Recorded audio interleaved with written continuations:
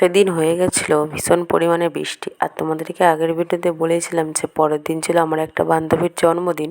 তো সেদিন ওর বাড়িতেই চলে গিয়েছিলাম, গিয়ে দেখো ও যেই কেকটা কাটবে সেই জামাটাই ওকে আমি দিয়েছিলাম।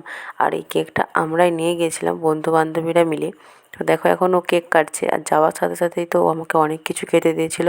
তারপরে যে বান্ধবীটাকে দেখতে পাচ্ছ যে আমাকে শরবত খাইয়ে দিচ্ছিলো, ওই বান্ধবীটার বাড়ি ওদের পাশের বাড়িতেই, তাই ওকে আগে থেকে ডেকে নিয়ে গেছিলাম। দেখো আমরা গিয়েছি ওর বার্থডে সেলিব্রেশন করতে, কিন্তু খাওয়া দাওয়া তো বিশাল পরিমাণে আয়োজন করেছে ওদের বাড়ির লোক। সেখানে দেখো আমরা দুই বান্ধবী গিয়েছিলাম, আর ও একটা ছেলে গিয়েছিলো আমাদের সাথে, ফ্রেন্ড হয় ও আমাদের। তো সবাই মিলে এখানে আমরা বসে খাওয়া দাওয়া করছিলাম। খাওয়া দাওয়া করতে করতে অনেক গল্পও করছিলাম। আর যেহেতু একটা ছেলে গেছে বাকিরা যায়নি, সেসব নিয়ে আমরা কথা বলছি যে বাকিরা এলো না কেন। খাওয়া দাওয়া করার পর দেখো বান্ধবী যেহেতু অনেক সুন্দর ছবি আঁকে, ওর অনেক গুণ তোমাদেরকে আগের একটা ভিডিওতেও বলেছি। তো ওদের বাড়ি গেছি, ওর ছবি দেখবো না তা তো হতে পারে না। তো দেখো ফ্রেন্ডটা আগে চলে গেল, আমরাও আজ বাড়ি যাব কিন্তু কিছুক্ষণ পর যাব, তাই আমরা একটু রয়ে গেলাম। তারপরে ফ্রেন্ডটা চলে গেলো, তারপর আমরাও বাড়ি চলে এলাম।